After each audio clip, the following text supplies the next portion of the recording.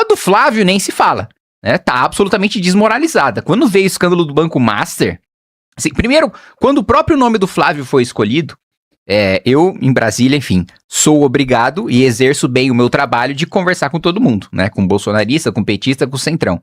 Os bolsonaristas, quando o Flávio foi escolhido candidato, estavam desolados. Falavam, não, escolheram o pior. O pior do que tinha dentro do campo do bolsonarismo, escolheram. Isso falando de deputados e senadores bolsonaristas. O PT, por outro lado, tava soltando o rojão. Falava, não é possível, gente. O PT tava mais ou menos assim. Gente, admite, quem de nós se infiltrou lá, né? Quem de nós colocou fantasia de Valdemar pra escolher esse cara? Não é possível que tenham nos dado esse presente. Aí vem escândalo do Banco Master. Quando veio o escândalo do Banco Master, e eu vou perguntar pro deputado bolsonarista, ele fala, cara, eu vou fazer o meu. Eu vou me eleger, o Flávio vai estar no meu santinho só porque o partido vai dar, mas organizar evento pra ele, tentar ajudar ele a ganhar, cara, não tenho tesão nenhum pra fazer isso. E a militância, imagina, se o deputado tá assim, imagina a militância, imagina a base de apoiadores. E aí, o Flávio vai dando declarações que cada vez mais afundam ele, né? Perguntam pra ele propostas sobre economia. Ele fala, não posso falar senão vou ser atacado. Vai falar quando? Depois de ganhar? A proposta se fala antes, né? Justamente pra você ganhar e pra você implementar. Aí, soltou as asinhas agora, ousou tirar alguma proposta daquela, né, cabeça... Como é que eu posso descrever, se eu for tomar um processo, eu vencer esse processo? Daquela cabeça em que há poucas coisas e ideologias e propostas não são uma delas. Ele foi lá e fala, não, vou dar o celular para 60 milhões de mulheres e idosos com uma inteligência artificial chamada Maria para combater a violência. Falando, não, gente, tá de brincadeira, né? Não, pera aí, o que é? A vinheta do Zorra Total vai vir depois, né? Não, é sério. Então, a única candidatura que tem gente com orgulho de falar do seu candidato é a do Renan Santos. Isso é sintomático de uma campanha vitoriosa, de uma pré-campanha vitoriosa, razão pela qual eu realmente acho que ele vai vencer. Caralho, tá apaixonado, hein, cara? Nossa, não, apaixonado pela causa, pela parada, porra. Bom, você é um cara que tava no começo do movimento e agora tá também no começo do partido. Eu meio que, se eu tivesse no teu lugar, eu também estaria feliz, entusiasmado e com tesão. Muito bom, fico feliz. Aproveitando esses ganchos aí, Kim, vamos falar de experiência, que é algo que sempre surge aí nesse debate. O Renan Santos, ele não foi prefeito, não foi governador, não foi deputado federal, não foi senador e, obviamente, nunca foi presidente da República. O Lula tá aí no seu 5º mandato de presidente da República, Flávio Bolsonaro foi deputado estadual e senador, nunca chegou a um cargo majoritário, né, como se diz no jargão político, não foi prefeito, não foi governador. Romeu Zema foi governador, Ronaldo Caiado foi governador de Goiás. Aliás, o Caiado, principalmente ao longo dos últimos meses e dessas últimas semanas, está batendo na tecla da experiência de gestão, experiência administrativa, inclusive aumentando ali um pouco o tom contra o Flávio Bolsonaro nessa questão da experiência versus a inexperiência. O que o senhor pode alegar para defender a experiência do Renan Santos? É a própria gestão, por exemplo, do Movimento Brasil Livre? Quer dizer, o senhor considera um case de sucesso? Não tenho a menor dúvida disso, né? O Renan, ele teve a capacidade de montar um partido político quando um ex-presidente da República, no exercício da presidência, não conseguiu. Jair Bolsonaro estava com a caneta na mão, tinha 50 mil cargos de livre nomeação, estava com o apoio do Centrão, tinha apoio do Supremo Tribunal Federal, inclusive na época que ele tentou montar o partido, porque hoje, muitas vezes, os bolsonaristas só se lembram do atrito do Bolsonaro com o Supremo, mas não se lembram que Toffoli e Gilmar atuaram para salvar o Flávio Bolsonaro. Que o Toffoli fez até uma concessão retórica para o Bolsonaro, né? O Toffoli era presidente do Supremo e ele deu um discurso falando mais ou menos o seguinte: olha, gente, agora que nós estamos em novos tempos, não sei o quê, eu chamava de golpe de 64, mas eu vou passar a chamar de movimento, né? Então, assim, a subserviência do Toffoli ao Bolsonaro era tamanha que até no negócio, né, que devia ser... Você, independentemente da sua convicção, deve ter uma grande convicção sobre 64, né? Você achando que é golpe, achando que é revolução, você tem opiniões fortes e não uma opinião fraca o suficiente para você deixar de chamar de golpe para chamar de movimento. Então, o Toffoli chegou nesse estágio, né? E ele suspendeu liminarmente não só a investigação do Flávio, mas de todo mundo que tinha investigações envolvendo compartilhamento de informações do COAF com a Receita, que era justamente o caso do rachadão ali do Flávio Bolsonaro, em que ele roubou na Assembleia Legislativa junto com o André Siciliano, presidente da Assembleia do PT, hoje assessor da Secretaria de Relações Institucionais. Então, o assessor da Glaze ajudou o Flávio Bolsonaro a roubar na Assembleia Legislativa. Então, o primeiro ponto é, mesmo com a simpatia do Supremo, a simpatia do Centrão, Bolsonaro não conseguiu montar um partido político e o Renan conseguiu. Além disso... seria o Aliança, né? Seria o Aliança pelo Brasil, o partido do Bolsonaro. Acho que parou ali em 180 mil assinaturas. Precisava... Na prática, assim, em tese, né? Você precisa entregar 560 mil, mas na prática, como você tem perda por divergência de dado e por aí vai, problema de cartório, você precisa entregar 800, 900 mil, Bolsonaro parou em 160. E a administração também de um movimento que se institucionalizou de maneira muito bem sucedida, né? O MBL hoje, ele está em todos os estados da federação, em boa parte dos municípios. A gente tem uma iniciativa bem sucedida fazendo um movimento oposto da imprensa, que é ter uma revista impressa, que é a revista Valete, e a tiragem só aumenta todos os meses, né? Sendo que toda a imprensa está fazendo um movimento contrário, indo para o digital, né? O Renan tendo a iniciativa de ter uma revista impressa cultural, de textos mais densos, que vai, digamos assim, na contramão do que as gerações mais novas estão consumindo, né? De conteúdo mais rápido, mais mastigado, mais fácil, ainda assim, indo mais profundamente. Pô, a gente tá falando, começamos com 0, evidentemente, já tá partindo aí para 6, 7 mil assinaturas mensais. Um aplicativo próprio, com cursos próprios, com estruturas de dossiês políticos explicando diversos temas, aulas de história, de filosofia, de direito, uma rede social própria dentro desse próprio aplicativo com adesão. Então, existe uma gestão de movimento político e há uma experiência em liderar. Não é fácil você inspirar pessoas, não é fácil você organizar a militância, não é fácil você organizar grandes eventos como a gente faz com milhares de pessoas todos os anos e você manter a gestão de vereadores que foram eleitos, deputados estaduais, a minha eleição de deputado federal, do que o Renan foi fundamental nas duas. Então, existe uma comprovação de experiência política, de liderança. Agora, quando a gente vai parar para olhar, né, primeiro, comparando com os outros, o Lula, ele tá aí no seu 4º mandato e ele faz um governo absolutamente fracassado, né? A gente tá com uma das maiores taxas de juros do mundo, a gente tá com a inflação fora da meta, tá numa calamidade de segurança pública, educação nem se fala, né? Mais da metade das nossas crianças são analfabetas, 70% das nossas crianças não sabe quanto é 200 menos 150, não sabe fazer conta com número com 3 algarismos ou mais. Então, assim, a experiência de gestão do Lula é um absoluto fracasso. Do outro lado, o Flávio Bolsonaro só tem experiência em roubar. Ele teve um mandato que foi dado de presente pelo pai dele, na Assembleia Legislativa do Rio de Janeiro, participou da rachadinha, depois, né, que ele ganhou pro Senado, ele quis dar saltos maiores e aí ele foi promovido, né, de um rachador para um bandido de roubo de banco, né, junto com o Daniel Vorcaro. Zema e Caiado, né, por mais que tenham experiências de administração, foram lideranças políticas fracas. E por que eu digo isso? Porque os dois se submeteram ao bolsonarismo. Os dois não tiveram coragem de pontuar suas diferenças, de mostrar as traições do Bolsonaro, de mostrar as contradições do Bolsonaro. Os dois fizeram governos baixando a cabeça pro Bolsonaro para não sofrer com a rejeição do eleitorado bolsonarista, né? Não ter coragem política de firmar o seu posicionamento com medo de perder popularidade é um sinal de fraqueza de liderança política. E isso que eles estavam no exercício de um cargo, onde é mais fácil divergir, onde você tem mais poder, onde você tem mais meios de defesa.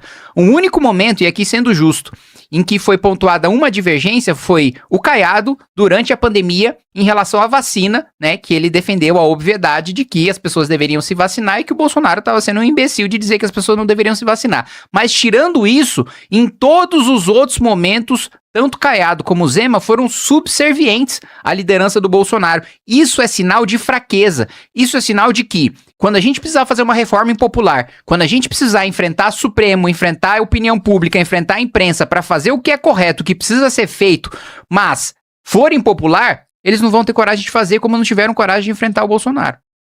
E aí, então boa parte dessa campanha, ela é baseada em não só em mostrar propostas, como tu falou que ele viralizou falando de proposta, mas também em demonstrar uma distância dos dois polos, ou não? Sim. Não, assim, primeiro, se você chama de dois polos o Flávio Bolsonaro e o Lula, sim. Sim. Agora, se você chama um polo de direita e outro de esquerda, não. Não, eu tô falando dos avatares mesmo. Perfeito. Lula e Bolsonaro, vai. Se a gente fosse às urnas agora, segundo as pesquisas, a gente ia ter um segundo turno Lula e Flávio, né? E aí, cara, não tem apoiar ninguém no segundo turno, correto? Não, vamos lá, Igor. Eu não vou opinar sobre um filme com base num frame dele, num print que você acabou de tirar. Tá. Né? Eleição é filme. A eleição, hoje, você tem uma fotografia e o filme que nós temos até agora é crescimento do Renan maior do que todos os outros, né? O Lula dá umas vaciladas ali, geralmente oscila dentro da margem de erro. O Flávio ou oscila na margem de erro ou cai, né? Os outros governadores estagnados e Renan crescendo. Essa é a regra das pesquisas. E eu vou trabalhar e eu sei, né, como eu coloquei pra você, eu tenho convicção de que o Renan vai vencer, sabendo que a trajetória do filme até aqui foi essa, e de que nem chegamos ao ápice, e de que o filme vai ficar muito mais emocionante a partir do dia 16 de agosto, quando nós teremos o primeiro debate, que vai ser o debate da Band, e a partir daí, uma série de debates, inclusive aqui nesta casa, no qual, eu não sei se o Renan já te confirmou, mas eu confirmo aqui em nome dele, ele estará, né? Na data, no horário, nas regras que vocês definirem, ele estará. Aliás, depois dos bastidores, eu quero te encher o saco em nome da campanha do Renan em relação a umas regras que eu acho que facilita muito pro candidato. Eu acho que você tem que deixar ele mais largado. Então talvez você goste das minhas regras. Não, eu acho que eu acho sim. Preliminarmente, eu vi uma coisa ali que eu não sei se você abriu regra ou tal. Não, ainda não, então, mas faremos em breve. Tá, então eu não vou entrar publicamente, tá bom. mas eu acho que tem um ponto ali que deixa muito, muito, muito baba ali pra rapaziada, né? Então, tá bom. Eu li o rascunho desse regulamento e acho que vai ser emocionante esse ele evento. Ele é desenhado pra internet. Então, o objetivo é se comunicar com as pessoas, com o eleitor que tá na internet e ele, sei lá, eu já sei o que eu espero dos debates da TV, porque eles são, em geral, parecidos, eles seguem o mesmo tom há muito tempo, né? Então, a minha proposta é um pouco diferente e vai ser legal pra caralho. Mas o que a gente tá falando mesmo? Tá falando de que você falou pra eu me posicionar, né, entre Lula e Flávio. E eu não vou me posicionar entre Lula e Flávio porque o Renan vai vencer. Aí você fala, quem você vai apoiar no segundo turno? Falou, não sei. Se o Renan ganhar no primeiro, não vou apoiar ninguém. Se o Renan não ganhar no primeiro, vou apoiar o Renan. Tá bom, parece uma boa resposta. Só para ilustrar que hoje saiu a pesquisa Real Time Big Data, o Renan Santos subiu para 9 pontos no primeiro turno, com o Caiado um pouco atrás, com 7 pontos numericamente atrás, embora seja oficialmente um empate técnico. Lula lá com 40, Flávio 33, se eu não me engano. E o Renan Santos cresceu também na projeção de segundo turno. Embora o Caiado apareça um ponto na frente do Lula, quer dizer, já está mais conhecido nacionalmente, na projeção de segundo turno, o Flávio 3 pontos atrás, o Renan saltou ali, estava aqui checando o número, de 24 em maio para 35 em julho. Quer dizer, subiu 11 pontos na projeção de segundo turno, sendo que o Lula contra ele tinha 48, agora tem 44. Então o Lula está 9 pontos na frente do Renan. O Renan não está ainda numericamente à frente, mas desses 5 o menos conhecido nacionalmente e, de fato, está em crescimento. Isso é dado objetivo de acordo com as pesquisas. É claro que cada um faz seu juízo sobre o instituto, tem gente que não acredita nesse ou naquele e tal, mas a gente tem que informar os dados. E eu pergunto para você, Kim, fora assim, você defende as propostas, claro, defende o posicionamento político, mas a que o senhor atribui esse crescimento e, na verdade, eu queria que o senhor explicasse assim, qual seria a estratégia para conseguir mais eleitores que ainda estão indecisos ou que estão escolhendo, por enquanto, outros candidatos? Existe um caminho que foi mapeado por vocês, além desse crescimento que já existe há muito tempo do MBL na internet? Eu acho que, Felipe, o nosso maior desafio é um desafio muito mais fácil do que dos outros pré-candidatos, porque o nosso desafio é vencer o desconhecimento. Hoje, né, todas as pesquisas mostram que a maior taxa de conhece e vota é do Renan, né? Porque todas as pesquisas mostram que ele está entre 70% a 85% de desconhecimento e, mesmo estando em 70% e 85% de desconhecimento, ele está em terceiro lugar em praticamente todas as pesquisas ou, no pior dos cenários, empatado com 2 governadores que têm um nível de desconhecimento de 20%, 15%, né? Então, Caiado e Zema têm o desafio de convencer um eleitor que já conhece eles e não quer votar neles. O Renan tem o desafio só de se tornar conhecido porque o nível de conversão dele já é o maior de todos, né? E isso faz o nosso trabalho ser muito mais fácil, que eu escuto muito nos nossos eventos também. Pô, eu não precisei ficar argumentando com meu amigo, com a minha família. Eu só falei, assiste um vídeo aqui dele. E converteu em apoio. Então, acho que nosso primeiro desafio é essa questão do desconhecimento.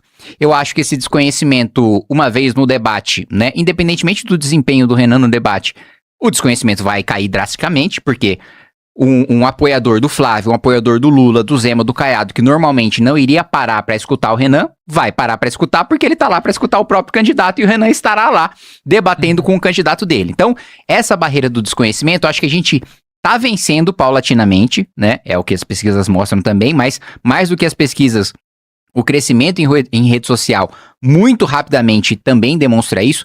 Eu confesso pra você que a minha expectativa, se fosse perguntar 6 meses atrás pra mim, eu diria pra você que o Renan, ele só iria bater a marca dos 10% depois do início da campanha.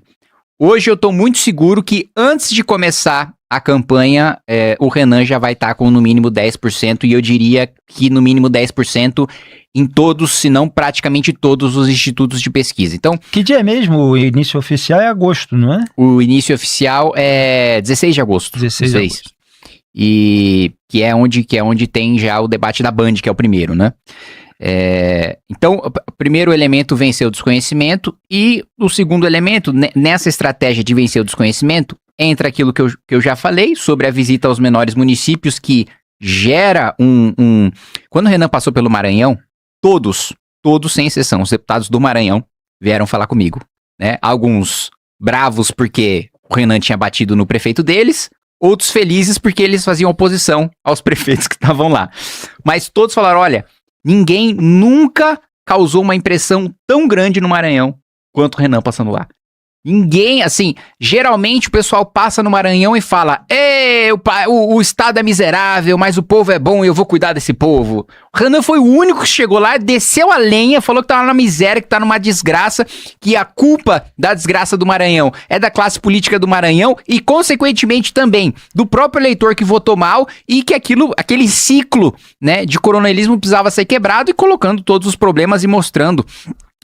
Mostrou até o problema lá da favela do Coroadinho, que gerou o furdunço também, com o prefeito, com não sei o que lá.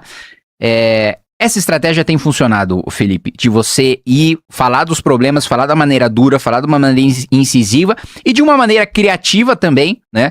Nós fomos criados nessa economia de atenção de rede social, então o Renan, ele sabe trabalhar o gancho, né, do começo do vídeo pro cara parar. Opa, tô rolando, 3 segundos desse vídeo aqui, tá? Deu vontade de assistir. A gente sabe trabalhar com isso e é nessa linha, é nessa pegada que a gente tem trabalhado. Tem um outro elemento que com certeza vai ter quer dizer, possivelmente terá ainda mais influência nas eleições, cara, que é o escândalo do Banco Master, né? Isso daí é uma caixinha de surpresa que ainda pode sair algumas coisas, né? Não para de sair o tempo inteiro novidade, né? Cara, tu que tá lá há um tempão, há quanto tempo vocês já sabiam, vocês desconfiavam que tinham coisa esquisita ali no Vorcaro? Não, no Vorcaro, eu acho que, cara, pelo menos eu, pessoalmente, 2, 3 anos já tava bem difundido que, tipo assim, cara, esse CDB não existe, né? Esse negócio aqui, bom, mas peraí, como é que o Vorcaro pensou num negócio que, pô, o Itaú, o Bradesco, o BTG, XP, o Nubank, cara, não é que ele pensou num negócio que os outros não pensaram, que isso seria natural, mas como é que ele pensou num negócio tão escrotamente mais lucrativo do que os outros. E outra coisa que estava escancarado o esquema de pirâmide.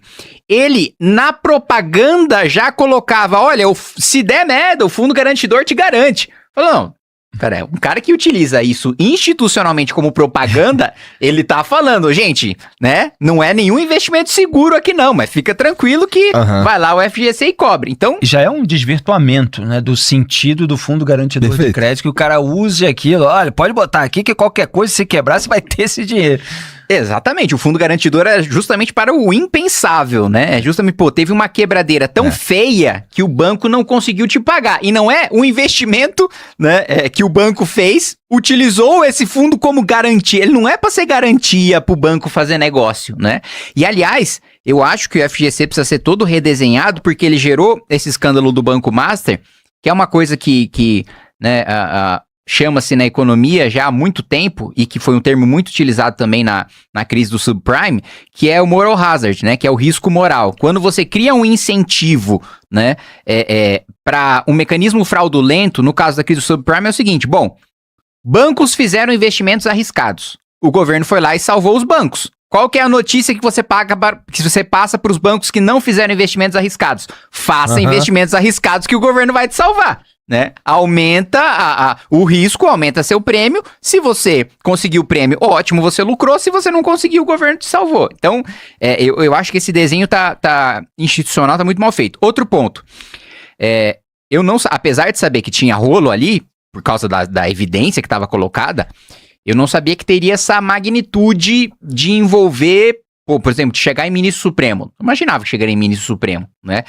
De chegar em petista, em bolsonarista e no centrão ao mesmo tempo. Eu falei, não, evidentemente tem político envolvido nisso aí, porque uma coisa não chega nessa magnitude sem ter gente do primeiro escalão envolvido, mas todo mundo, aí não. Só que assim, o que eu escuto, né, lá hoje, é de que só saiu, isso eu já escutei algumas vezes, de que do celular do Vorcaro só saiu 5%, que tem 95% de coisa do celular do Vorcaro para sair. Outra coisa que eu escuto recorrentemente, aí não sei se é lenda, se é verdade, eu acredito nisso porque eu já escutei de tantas fontes diferentes, com, digamos assim, narrativas batendo de pessoas que não se conhecem, que não faria sentido ter combinado versão, mas de que vai sair vídeo do Flávio, né? E até já saiu notícia falando que o Flávio já tá preparando a narrativa pra se defender, não sei o que lá. Né? Já escutei isso também. Então, o escândalo do Banco Master ter estourado, não é? Pra a candidatura do Renan, é ótimo poder mostrar que os seus adversários são ladrões. Né?